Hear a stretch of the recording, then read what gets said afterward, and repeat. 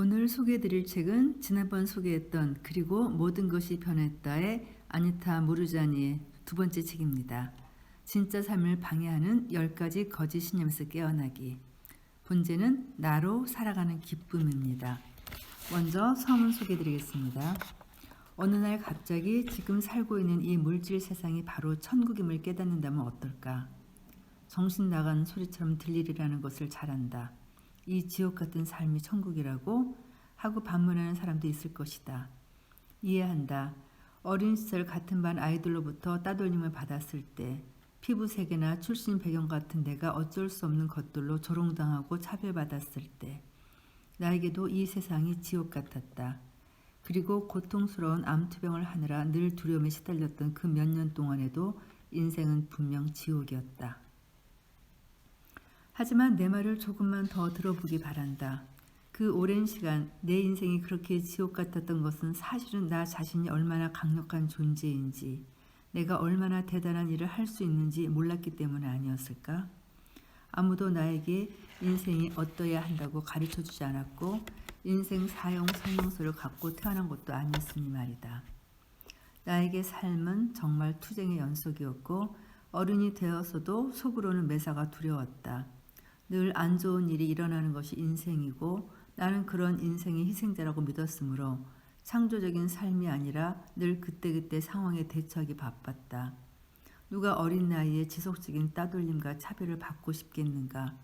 그 때문에 나는 자존감이 끔찍이도 낮은 사람이 되었다. 누가 아직도 여자가 남자보다 열등하다고 믿는 사회에서 여자로 태어나고 싶겠는가? 누가 죽음을 부르는 암세포를 갖고 싶겠는가? 그러므로 나는 당연하게도 내 삶의 희생자였다. 아니, 그렇게 생각했다. 죽음에 이를 때까지. 내 인생의 이야기는 나의 첫 책, 그리고 모든 것이 변했다의 연대기 순으로 거의 다 풀어놓았다. 웬 다이어 박사의 격려가 있었기에 나는 그 책을 쓸 수 있었고 그 덕분에 내 이야기가 세상에 알려졌다. 웬 다이어 박사는 얼마 전에 운명을 달리했는데 죽기 직전까지도 사람들에게 내 책을 추천했다. 나는 그가 신성에 의해 내 인생의 목적에 관여했고 그 배후에는 더 위대한 계획이 있음을 잘 알고 있다. 그리고 이 놀라운 사람 덕분에 내 인생에서 일어난 일에 대해 진심으로 그리고 겸손한 마음으로 감사하고 있다. 첫 책을 쓰고 나자 또 책을 쓸 필요는 없어 보였다. 임사체험으로 그 절정을 이룬 암투병 경험을 중심으로 내 인생을 얘기하는 일종의 회고록을 썼고 그 경험에서 얻은 지혜에 대해서도 썼으니 더 이상 쓸 것이 무엇이 있겠나 생각했다. 나는 내 인생에서 흥미로운 점들은 모두 썼다고 확신했다. 그런데 임사체험에서 얻은 가장 놀라운 통찰은 지구상의 이 삶이 천국이 될 수도 있다는 것이었다. 삶의 작동 방식을 이해하고 그 천국을 현실로 만드는 데 필요한 것들을 알기만 하면 말이다. 내가 이 삶으로 다시 돌아올 수 있었던 것도 천국이란 하나의 상태이지 장소가 아님을 이해했기 때문이었다. 나는 이 삶 속에서 그 같은 천국을 직접 경험해보고 싶었다. 나는 그 놀라운 진실을 현실에서 실천하며 두려움과 공포를 비롯해 수많은 심적 고통으로 가득했던 내 인생을 바꿔보고 싶었다. 나는 여기에서 그리고 바로 지금 천국을 살고 싶었다. 임사체험 상태에서는 이 모든 것이 아주 분명했고 아주 쉬워 보였다. 하지만 임사체험의 새로운 깨달음들을 내 삶에 통합하고 적용하려 할 때마다 나는 계속 장벽에 부딪혔다. 특히 사람들과 만나고 그 속에서 융화하려 할 때 더 그랬다.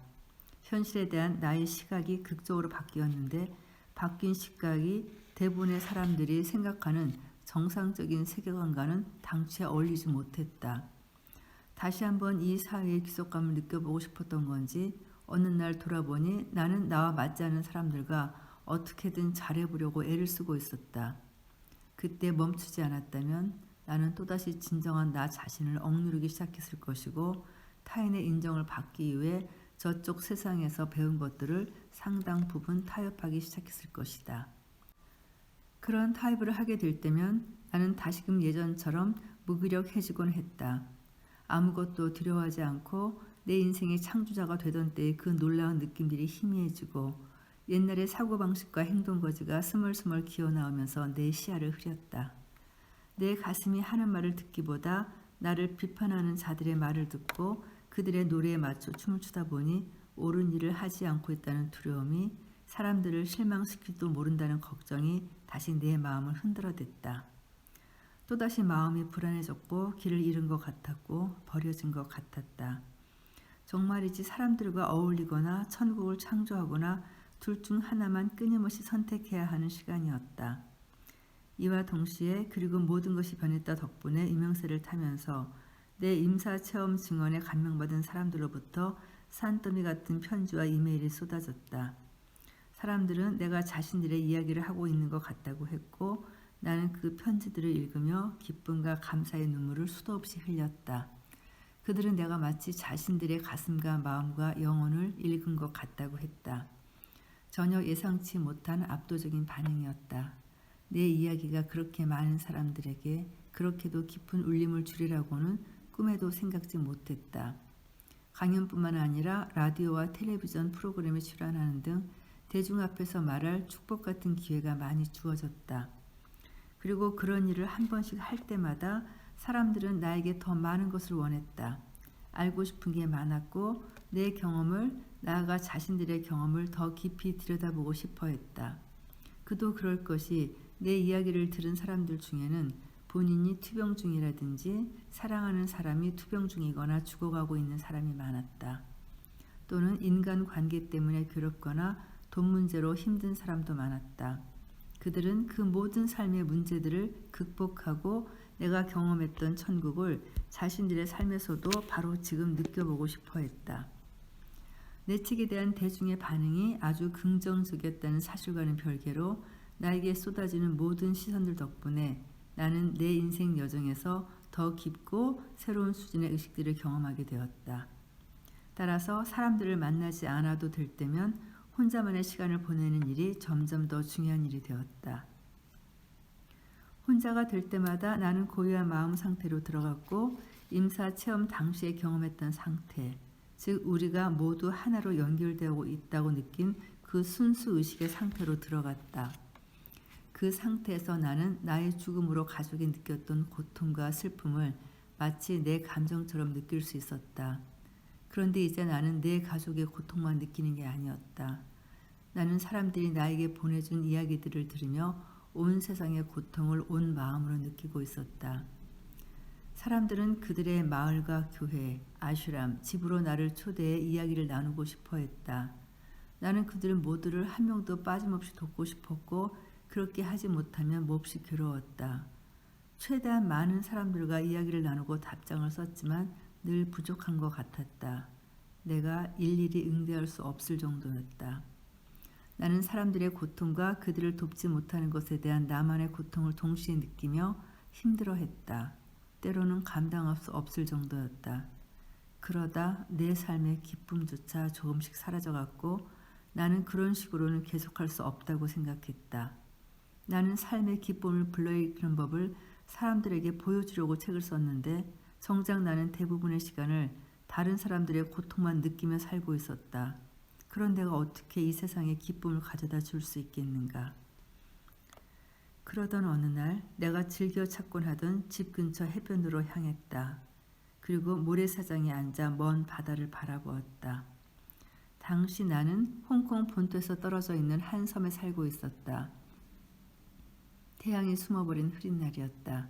그곳에서는 자연과 쉽게 하나가 될 수 있었기에 감정이 복잡해질 때면 그곳을 자주 찾곤 했다. 자연 속, 특히 바닷가에 가면 나는 내가 전 우주와 멋지게 연결되어 있음을 온몸으로 느낄 수 있다. 실제로 우리는 모두 그렇게 온 우주와 연결되어 있다. 마치 인생이라는 이 방대한 테피스트리를 짜내기 위해 모든 것이 동시에 조화롭게 움직이고 있듯이 말이다. 어떤 의문이 들든 자연 속에 있으면 나는 늘 답을 얻는다. 그 답은 바람에 속삭이면서 나오기도 하고 물 흐르는 소리나 나무의 가지와 이파리들이 서로 부딪히며 바스락대는 소리에서 나오기도 한다. 그래서 나는 그날도 모래사장에 앉아 먼 바다와 하늘을 바라보았다. 그리고 우주에 조용히 호소했다. 나는 죽었다가 다시 돌아왔어요. 이제 어떻게 할까요? 마음이 너무도 아픕니다. 한낱 육신에 갇힌 상태로 어떻게 이 모든 사람들과 나 자신을 도울 수 있을까요? 차라리 돌아오지 않았더라면 더 많은 사람을 도울 수 있었겠지요. 지금은 내가 도울 수 없는 사람들 때문에 마음만 아픕니다. 내가 돌아온 이유를 모르겠다며 우주 앞에 손들고 항복하는 순간 뜨거운 눈물이 볼을 타고 흘러내렸다. 나는 왜 이렇게 마음이 아파야 하는가? 이 세상은 왜 이렇게 고통스러운가? 그때 어디선가 조용한 속삭임이 들려왔다. 사람의 목소리가 아니라 파도 소리가 내 가슴과 공명에서 나온 소리 같았다. 임사 체험에서 내가 배운 게 무엇이냐? 책에도 썼던 바로 그 메시지가 무엇이었나라고 그 소리가 속삭였다. 나 자신을 조건 없이 사랑하기, 그리고 나 자신으로 살기, 나의 빛을 최대한 밝히기. 내가 대답했다. 그래, 그게 바로 내가 할 일이다. 그렇게만 살면 된다.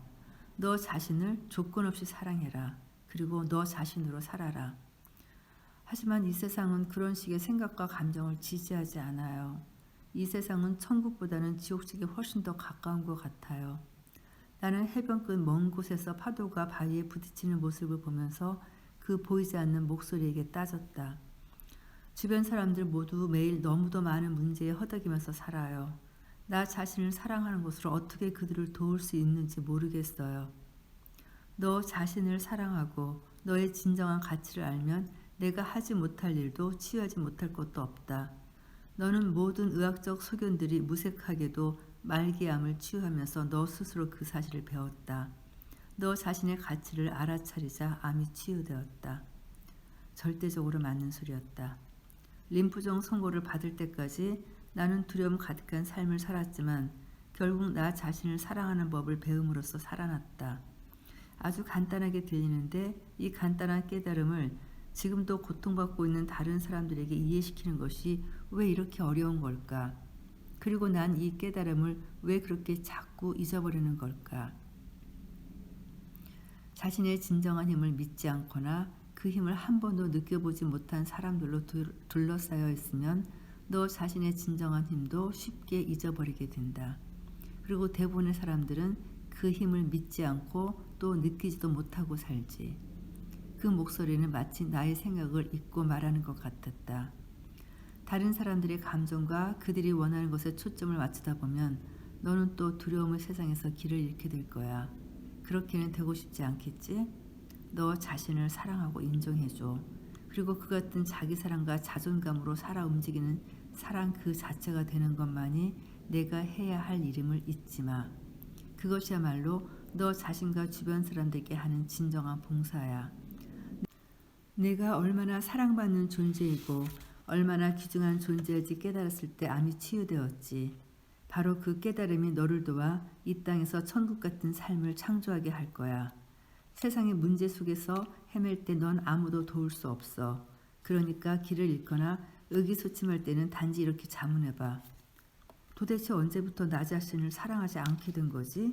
어떻게 하면 나를 더 소중하게 생각할 수 있을까라고 말이야. 그것들이 정확하게 내가 임사 체험 당시 배운 것이고 내 암을 치유한 것임에도 불구하고 나는 그 모든 것을 잊어버리고 있었다. 나는 다른 사람들의 고통 속에서 헤매다 나 자신을 잃어버렸고 결국 얼마나 엄청난 일이 일어났는지 보고 놀라서 입을 다물고 말았다. 바로 그 순간 내가 한 모든 질문에 대한 답을 들은 것 같았다. 파도의 속삭임이 나에게 말해준 것은 너무도 간단했지만 동시에 참으로 심오했다. 그날 나는 삶의 진정한 목적을 잊어버리기가 그리고 삶의 드라마라는 거미줄에 걸려들기가 얼마나 쉬운지 다시 한번 분명히 보았다. 존재를 정당하기 위해 우리가 만들어내는 드라마들 말이다. 그런 일은 우리 문화가 말하는 주된 믿음들에 빠져 있을 때 일어난다. 모래 위에 앉아 다음의 말을 마음속으로 되풀이하자 등골이 오싹해지며 전율이 느껴졌다. 너 자신을 사랑하고 인정해줘. 그리고 자기 사랑과 자존감으로 살아 움직이는 사랑 그 자체가 되는 것만이 내가 할 일이야. 그것이야말로 너 자신과 주변 사람들에게 하는 진정한 봉사야. 나는 먼 바다를 바라보다가 눈을 감고 두 손을 모아 가슴에 대고 말했다. 고맙습니다. 이제 이해했습니다. 그리고 일어서서 집으로 돌아왔다. 나는 삶의 목적과 방향을 되찾은 것 같아 몹시 기뻤다. 그리고 내 인생이 원래 그래야 하는 그대로 펼쳐질 것이라는 믿음도 다시 생겨났다. 나는 다시 태어난 것 같았고 다시 한번 우주와 연결된 느낌이 들었다. 그리고 진정한 나 자신으로 살고 우주와 떼래야 뗄 수 없이 연결되어 있음을 기억하는 방식으로 배터리를 충전하기만 하면 모든 일이 원래 그래야 하는 그대로 동시에 펼쳐질 것임을 알았다.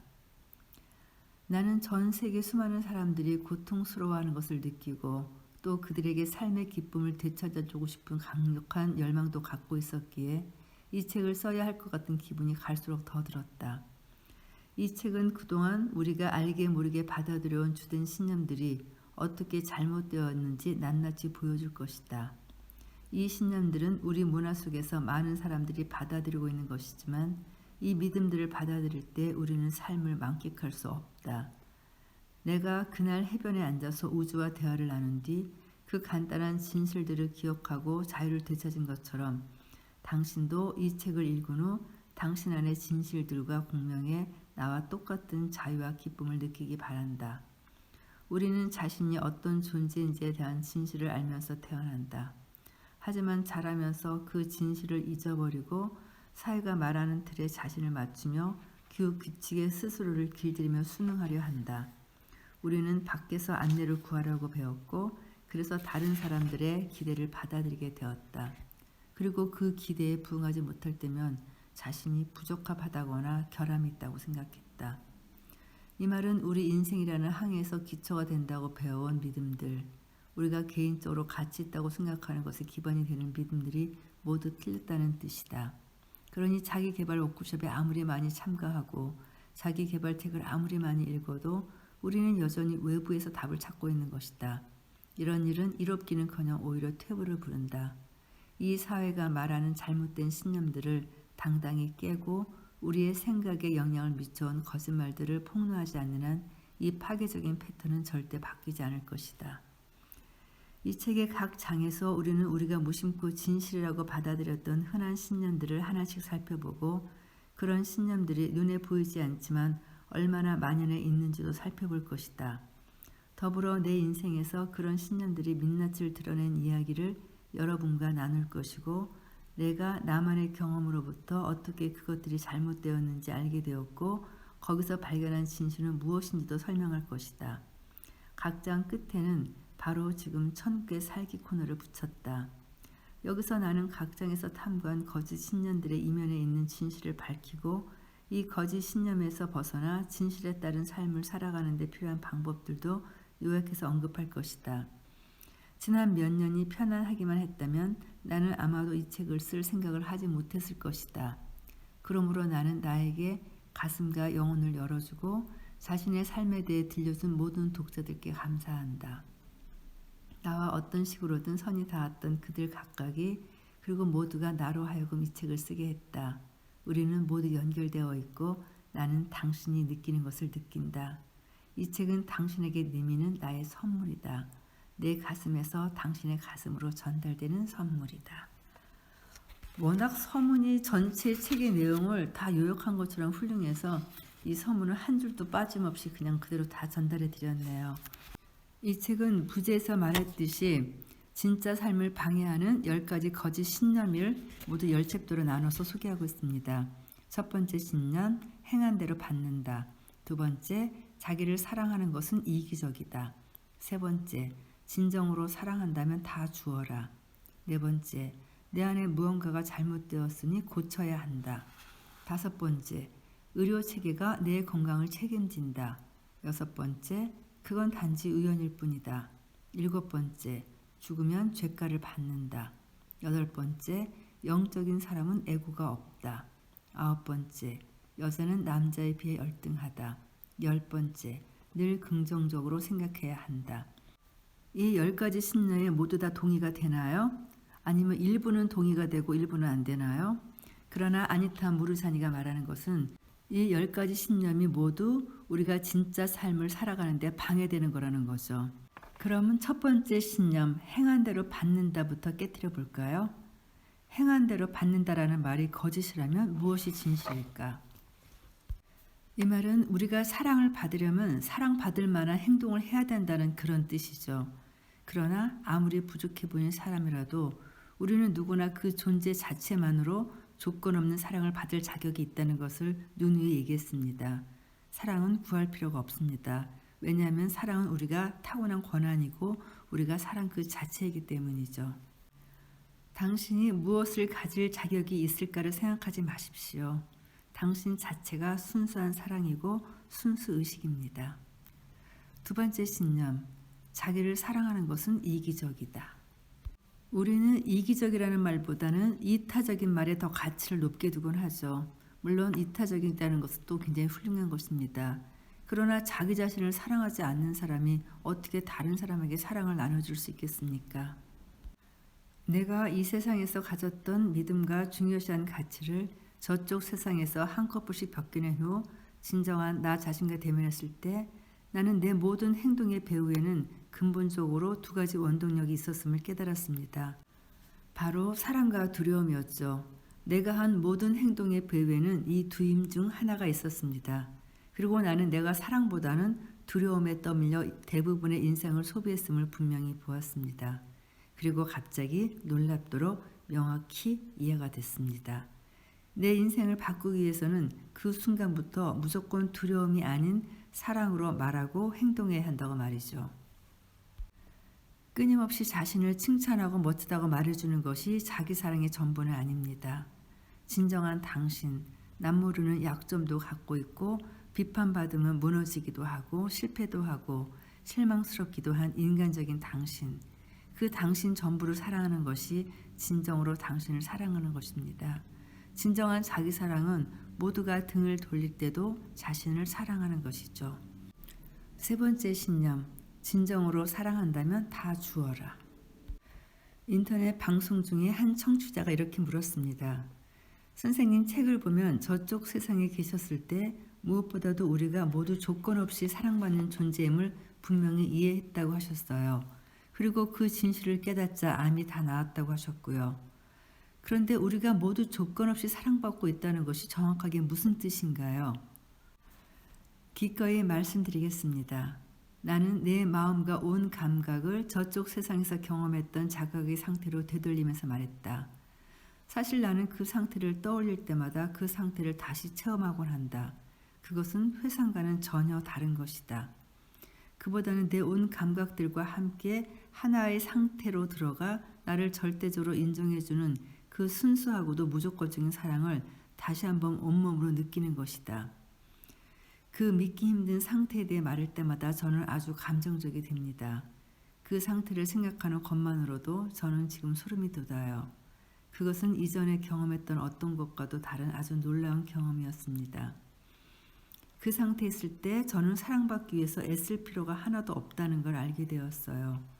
존재한다는 이유 하나만으로도 무조건적인 사랑을 받고 있음을 깨달았죠. 사실 무조건적이라는 말조차 필요 없어요. 사랑이란 원래 무조건적인 것이니까요. 육체를 떠나 순수 의식 상태에 있으면 모든 것을 알게 됩니다. 다 이해하게 돼요. 그러자 다른 청취자가 다시 한번 물었다. 이 조건 없는 사랑은 우리가 애인이나 가족이나 반려동물에게 느끼는 사랑과는 어떻게 다른가요? 그것은 반딧불이의 은은한 불빛과 태양빛만큼이나 달라요. 내가 대답했다. 반딧불이의 불빛은 계속 보고 싶다면 여기저기 정신없이 쫓아다녀야 되죠. 그러나 태양은 조건을 걸지 않습니다. 태양은 사람을 가려 햇빛을 내리지 않아요. 단지 그곳에 존재할 뿐입니다. 누구나 그 태양 아래 햇볕을 쬐을 수 있죠. 임사 체험 중에 저는 조건 없는 사랑이 어떤 감정이 아니라 존재의 상태라는 것을 알게 되었습니다. 조건 없는 사랑은 감정이 아니기 때문에 그 반대가 없습니다. 그러나 인간의 사랑은 감정이고 따라서 모든 감정이 그렇듯 이원성의 한 면일 뿐입니다. 네 번째 신념, 내 안에 무언가가 잘못되었으니 고쳐야 한다. 임사 체험 후 이 세상으로 다시 돌아온 후에야 나는 인간은 살면서 필요한 모든 것을 갖고 태어났음을 알게 되었다. 죽었다 살아난 경험 덕분에 나는 꽤 오랫동안 무적이 된 것 같았다. 그러나 임사 체험 후 낡은 사고 패턴으로 돌아가기가 얼마나 쉬운지 절감했다. 몸과 마음을 굳혀야 하고 좋게 만들어야 한다는 믿음은 그렇게 믿는 사람들이나 문화에 둘러싸일 때 특히 더 우리 정신을 좀먹게 되는데 나의 경우도 그랬다. 나는 외부의 도움을 지속적으로 받지 못하면 자기 몸이 건강을 유지할 수 없다고 믿고 있는 친구 빅토리아의 권유로 한 한의사를 소개받고 그를 찾아가 치료를 받고 있었다. 그러나 당시에는 몰랐지만 나도 나만의 힘을 젠타이에게 조금씩 내주고 있으며 불안과 두려움이 커져가고 있었다. 그래서 그날 밤 나는 주의를 조용히 하고 명상을 해보기로 했다. 얼마 지나지 않아 몇 가지 생각이 물밀듯 밀려왔다. 외부의 누군가에게 의지해서 그 사람이 나의 안녕을 좌우하도록 할 필요는 없어. 내 힘을 젠타에게 줘버려서는 안 돼. 내 힘을 내주면 내줄수록 내 안에 무언가가 근본적으로 고장나 있다고 믿게 될 거야. 그리고 나에 대해 다른 사람들이 내리는 결정에 의지하게 될 거야. 내 건강에 대한 결정권을 다른 사람에게 줘서는 안 돼. 나를 치유할 수 있는 모든 힘이 젠타이에게 있다고 믿으면 믿을수록 내가 더 약해질 것이 분명했다. 결국 모든 집착은 심지어 그게 건강에 대한 집착이라 해도 건강에 해롭다. 그 배우의 동기가 내면의 인내가 아니라 두려움 때문이라면 더더욱 그렇다. 5번째 신념, 의료 체계가 내 건강을 책임진다. 암 진단을 받은 후 나는 이런저런 경험들을 하게 되었고 그 덕분에 일반 사람들과는 아주 다른 관점으로 건강 문제를 바라보게 되었다. 나는 우리 사회의 의료 제도가 건강한 삶의 영위가 아니라 병의 발견을 최우선 과제로 삼고 있다는 사실에 좌절했다. 우리는 모두 집단적으로 암 강박증에 걸린 것 같고 온갖 광고들은 암 조기 발견만이 살 길이라고 말하고 있었다. 그러나 암에 대해 말하는 것만큼 건강에 대해서도 말하고 암 진단에 쏟아붓는 돈만큼 건강의식의 증진에도 투자한다면 현실이 아주 달라질 것이다.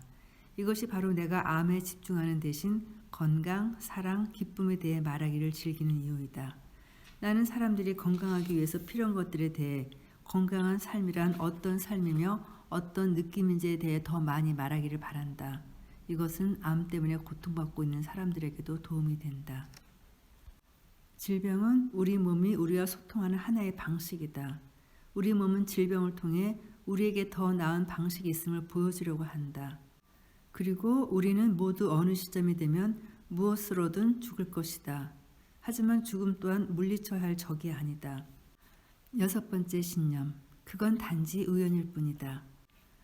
앞에서 언급했듯이 임사 체험 상태였을 때 나는 몸만 떠나 있었던 것이 아니다.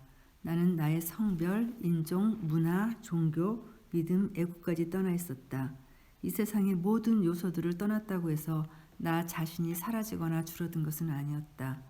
사실 나는 이 세상에서의 나보다 훨씬 더 큰 존재가 되어 있었다. 나는 확장되었으며 더욱 강력하고 장엄한 존재가 되어 있었다. 하지만 여기 3차원 세상에서는 무언가를 창조하려면 꼭 대조하고 구분해야 한다. 이런 특징을 우리는 이원성이라고 부른다.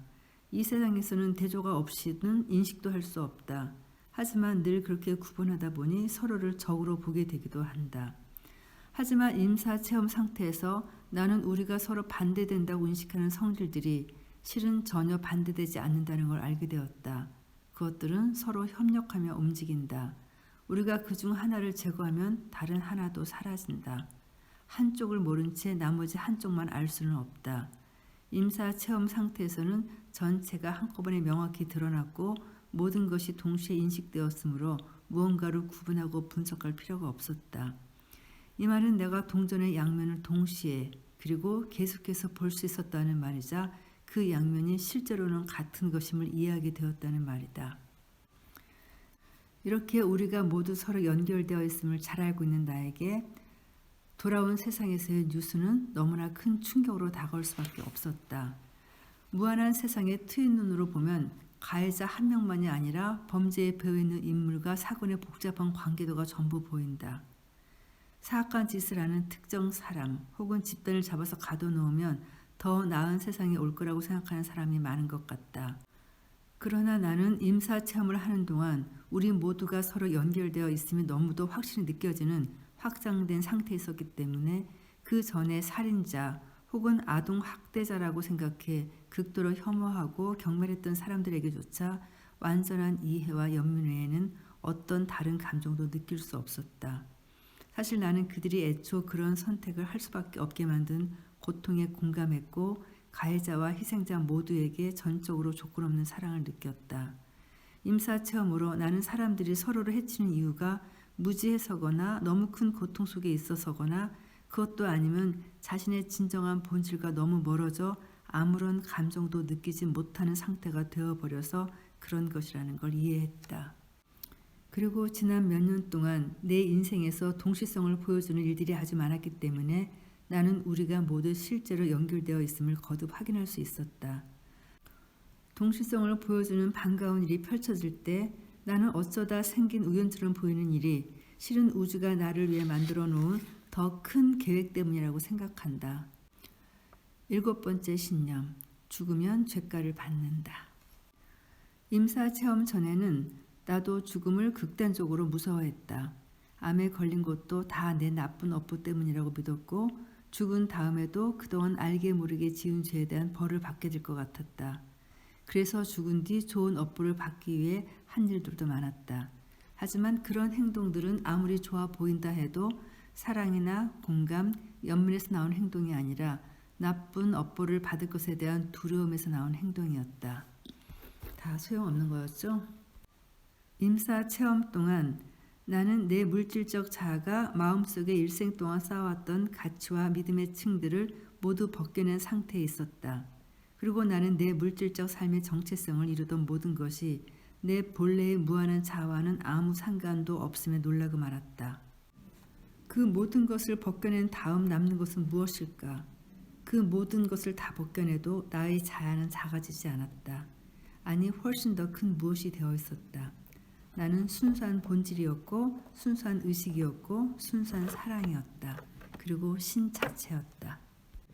그런데 이 세상 내 몸으로 다시 돌아오자 우리가 얼마나 무조건적인 사랑을 받는 존재인지, 얼마나 순수한 존재인지, 얼마나 놀랍고 강력하고 장엄한 존재인지에 대해 사람들이 거의 말하지 않는다는 사실이 이상했다. 심판 따위는 없다는 걸 왜 우리는 배우지 못했을까? 우리가 무엇보다 관심을 기울일 것은 처벌에 대한 두려움이 아니라 사랑이라는 걸 왜 배우지 못했을까? 누가 우리에게 이런 말을 해줄 수 있었을까? 우리는 대부분 사후세계가 어떠한지 제대로 알지 못한다. 단지 우리 문화나 종교에서 하는 말들만 알고 있을 뿐이다. 그러나 사후에 심판받을 거라고 믿으면 지금 여기에서의 삶은 대체로 부정적인 방식으로 흘러갈 수밖에 없다. 그렇게 믿으면 저 세상에서 일어날 일을 계속 두려워할 것이고 사랑과 선 자체를 위해서 사랑하고 착하게 살기보다는 사후에 처벌받을 것이 두려워 사랑하는 척, 착한 척 살아갈 것이다. 두려워서 하는 행동은 사랑해서 하는 행동과는 다르다. 임사 체험 동안 나도 살면서 잘못한 것들을 후회했지만 그 후회는 온전히 나 스스로 한 것이지 외부의 어떤 존재에 의한 것이 아니었다. 우리는 자신이 감시받고 심판받으며 그 심판은 우리밖에 누군가가 한다고 생각하게 만드는 사회에 살고 있다. 그것은 우리가 이원성의 세계에서 살고 있기 때문이다.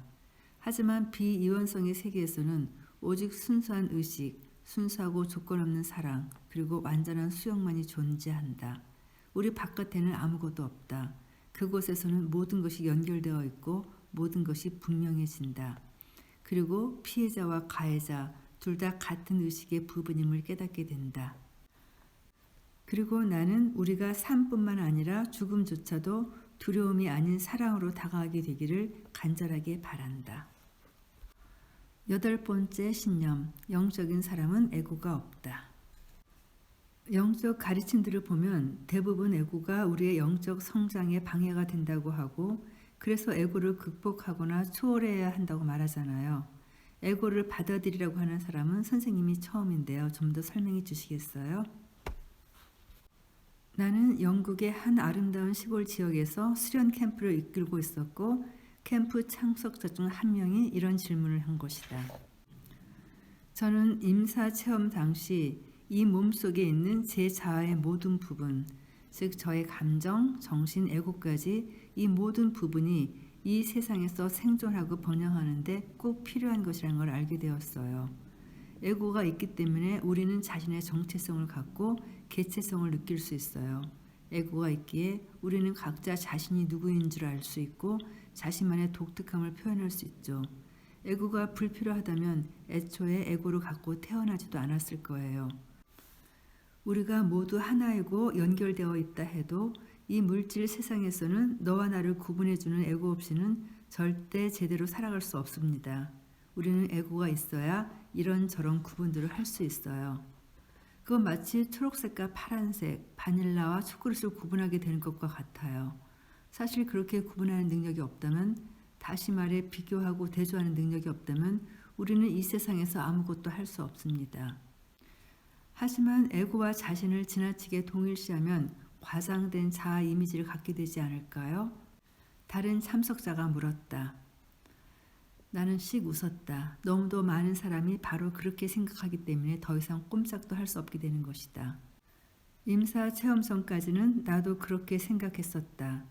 하지만 저 자신을 사랑하고 제 에고를 받아들이고 에고가 이 물질 세상에서 사는데 꼭 필요한 측면임을 깨닫자 에고 너머의 저 자신을 보고 저의 무한한 자아를 알아차리기가 훨씬 더 쉬워졌어요. 에고를 포함하는 동시에 초월하는 그 자아 말이에요. 자기를 사랑할수록 자기 과장, 자랑, 허풍 따위를 동원해 에고를 부풀릴 필요가 없어집니다. 그리고 진정으로 자기를 사랑하면 에고를 방어하거나 보호할 필요도 점점 느끼지 않게 되고요. 다른 사람에게 나에 대한 사랑을 행동으로 증명해 달라고 할 필요도 없어지고 내 에고의 비율을 맞추거나 흐뭇하게 해달라고 할 필요도 없어지는 겁니다. 저 자신을 사랑하면 할수록 저 자신이 에고만이 아니구나 하는 생각이 더 커졌어요. 저는 에고보다 훨씬 더 큰 무엇이죠.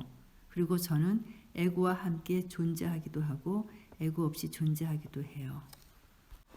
육체 안으로 들어올 때 우리는 의식과 함께 에고를 갖게 됩니다. 이원성의 상태가 되는 거죠. 하지만 비이원성 상태의 우리는 순수한 의식만 갖습니다. 우리는 이 세상을 구성하고 있는 온갖 다채롭고 대조적인 성질들을 통해 분리와 이원성을 경험하고 싶어서 이곳으로 왔습니다. 에고 없이 이런 경험은 불가능하죠. 그리고 자기를 사랑하는 것은 이기적이지 않습니다. 오히려 최고의 건강과 행복에 꼭 필요한 것입니다. 9번째 신념. 여자는 남자에 비해 열등하다.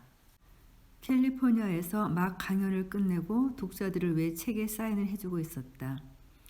어느 독자가 한 가지 질문을 했다. 저쪽 세상에 대해 말씀하실 때마다 그곳에서는 문화, 성별, 종교 등등을 떠나 있었다고 하시잖아요. 정말 그랬나요? 그러니까 우리는 죽으면 정말로 성별도 문화도 종교도 없는 그런 존재가 되는 건가요? 내가 대답했다. 그럼요, 물론이죠. 저쪽 세상에서는 육체가 없습니다. 성별은 육체가 있어야 구분 가능한 것이지요. 하지만 몸이 없는 상태가 되면 생식기관도 당연히 사라지겠죠. 몸의 생물학 자체가 필요 없어집니다. 그리고 저쪽 세상에는 여성이 남성보다 약하지 않아요. 육체가 없으면 모두 평등해지고 모두 똑같이 강력해집니다. 저는 우리가 이 땅에서 경험하고 싶은 것이 무엇이냐에 따라 각기 여성, 남성 혹은 트랜스젠더를 선택해서 태어난다고 믿어요. 음양은 상보적이지 대립적인 것이 아닙니다. 이 둘의 상호작용으로 전체가 부분보다 더 커지는 역동적인 시스템이 만들어지죠. 모든 것이 음양의 측면을 갖고 있습니다. 10번째 신념. 늘 긍정적으로 생각해야 한다. 3개월 전에 제 어린 아들이 저 세상으로 떠났어요. 저는 아들이 왜 그렇게 빨리 제품을 떠나야 했는지 이유를 모르겠어요. 하나뿐인 아들이었어요. 남편도 없는 제게 아이는 제 인생의 전부였고 제가 살아야 할 이유였어요. 한 젊은 여자가 마이크를 잡고 떨리는 목소리를 말했다. 눈에는 눈물이 그렁그렁했다. 호주 강연 여행 중 한 젊은 엄마가 주체하기 힘든 슬픔에 쌓인 채 눈물을 줄줄 흘리면서 내 대답을 기다리고 있었다. 저 세상을 직접 가본 경험이 있는 나로서는 당연히 그녀의 아들이 지금 잘 있다는 걸 안다. 그렇다는 사실을 확인시켜준 것만으로는 부족할 것 같고 심지어 부적절할 것 같았다. 아드님은 죽지 않았어요. 다만 다른 형태로 변했을 뿐이에요. 그리고 여전히 당신과 함께 있어요. 단지 비이원성의 상태에 있을 뿐이에요. 우리는 절대 죽지 않아요. 죽음은 착각입니다. 아드님은 지금 자유롭고 행복해요. 아드님은 당신이 그걸 알고 당신도 자기처럼 행복하기를 바라고 있어요.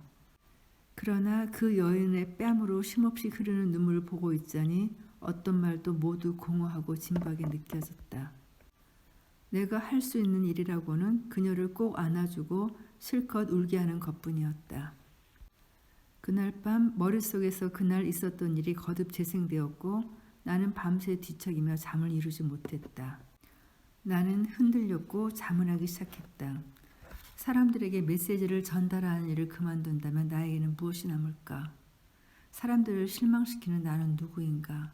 나는 아직도 세상에 가치 있는 존재인가? 누군가를 실망시킬까봐 두려워하는 것은 진정한 자신을 잃어버리는 첩경이다. 진정한 자신을 허락하기보다 다른 사람의 기대에 부응하려고 하기 때문이다. 나는 그날 밤 내가 설령 세상 사람들 전부를 실망시킨다 해도 어떻게 하면 나를 제외한 다른 사람들을 기쁘게 할지 고심하던 예전의 나로는 절대 돌아가지 않겠다고 결심했다. 밤새 뒤척이는 동안 나는 임사체험 때 배웠던 것들을 기억해 보았다. 첫째, 나는 나의 부정적인 생각들이 암을 부른 것이 아님을 배웠다. 내가 암에 걸린 것은 자기 사랑이 부족했기 때문이었다. 암에 걸리기 전 나는 늘 긍정적으로 살려고 노력했다. 사랑받고 싶었으므로 언제나 얼굴에 미소를 지으며 살았다. 부정적인 생각이 들 때면 재빨리 억눌러 버렸고 내가 두려워하고 있음을 사람들이 절대 보지 못하게 했다. 그렇게 긍정적으로 살아온 내가 암에 걸렸다는 사실이 믿어지지 않았다. 어쨌든 내 생각이 암을 만들었음이 틀림없다고 믿었다. 그러자 내 생각이 두려워졌고 내 생각을 두려워하는 나 자신도 두려워졌다. 나는 두려움에 끝없는 악순환 손으로 빠져들었다. 하지만 임사 체험을 하는 동안 중요한 것은 긍정적으로 사는 것이 아니라 나 자신으로 사는 것임을 깨달았다. 나는 나의 부정적인 생각들을 제거할 필요가 없었다. 나는 다만 다른 사람이 원하는 내가 아니라 있는 그대로 나 자신을 사랑하기만 하면 되었던 것이다. 그 사실을 알았더라면 절대 내 생각을 두려워하지 않았을 것이다. 부정적인 내 생각도 나의 일부임을 알았을 테니까 말이다. 내 부정적인 감정을 부인하고 그러한 부정성이 나쁘다고 믿었던 탓에 상황은 더 나빠지기만 했다. 슬퍼하던 젊은 엄마를 아무 말 없이 그냥 안아준 것은 잘한 일이었다. 그것이 내 가슴이 시킨 일이었으니까. 내가 늘 하고자 하는 말이 바로 그것이다. 우리는 늘 우리 자신으로 살아야 한다. 그날 저녁 집에 도착해서 보니 그 아름다운 여인으로부터 이메일이 하나 와 있었다. 그녀는 자신의 감정을 마음껏 발산할 수 있게 해주어서 고마웠다고 했다. 특히 내가 그녀의 슬픔에 대해 이러쿵저러쿵 평가하지도 않고 진부한 말이나 충고로 자기 고통을 일축해 버리지 않아서 참 고마웠다고 했다. 내 마음속 깊은 곳으로부터 미소가 지어졌다. 우리는 진정으로 우리에게 속하는 것이라면 반드시 끌어당기게 되어 있다는 것을 믿어야 한다. 다시 말해 긍정적인 것이든 부정적인 것이든 그 순간 진정으로 필요한 것이라면 어떻게든 다 끌어당기게 되어 있다. 우리 자신을 더 사랑하고 소중하게 여길수록 기쁘게 사는 것이 점점 더 자연스러운 일이 되고 더 자주 자신이 가치 있는 존재라고 느낄수록 그 느낌들을 더 많이 부르는 삶을 살게 될 것이다. 이때 우리는 자연스럽게 긍정적인 상태에 도달할 것이다. 이것이 억지로 긍정적이 된 상태보다 훨씬 더 건강한 상태이다. 그 상태에 도달하기 위해서는 더 이상 특정 방식으로 생각하거나 느끼려고 애쓰지 말아야 한다. 실망, 좌절, 고통, 슬픔, 비탄을 포함한 모든 감정들을 있는 그대로 포용해야 한다. 이것들이 우리 인간성의 깊은 속성이기 때문이다. 너무 위로가 되는 말인 것 같아요. 우리는 그것이 나쁜 건 줄 알고 누구한테 보여줄까 봐 억누르고 아닌 척 감췄거든요. 그러므로 제대로 못할까 봐 혹은 잘하지 못할까 봐 두려워하지 말자. 전혀 그럴 필요가 없다. 삶에서 중요한 것은 무슨 일을 잘하고 못하고도 아니고 크고 작은 질문들의 답을 찾고 못 찾고도 아니다. 온갖 좋은 책을 읽고 온갖 좋은 강좌를 듣고 대가들과 공부하는 것도 아니다. 삶에서 중요한 것은 진정한 자기 자신이 되도록 스스로를 허락해 준 것뿐이다. 그리고 그런 과정에서 삶의 이 여정을 누리고 즐기자. 마음껏 즐기자. 너무 좋네요. 많이 위로가 되고요. 정말 위로를 받았던 것 같아요. 이 책의 특히 마지막 구절에서 제대로 못할까봐, 잘하지 못할까봐. 좋은 책 남겨주신 아니타 무르자니, 저하고 영어 이름도 같네요. 감사하고요. 이 책을 들은 많은 독자들에게도 오늘 저에게 느꼈던 그 감동이 고스란히 전달되었으면 좋겠습니다. 감사합니다.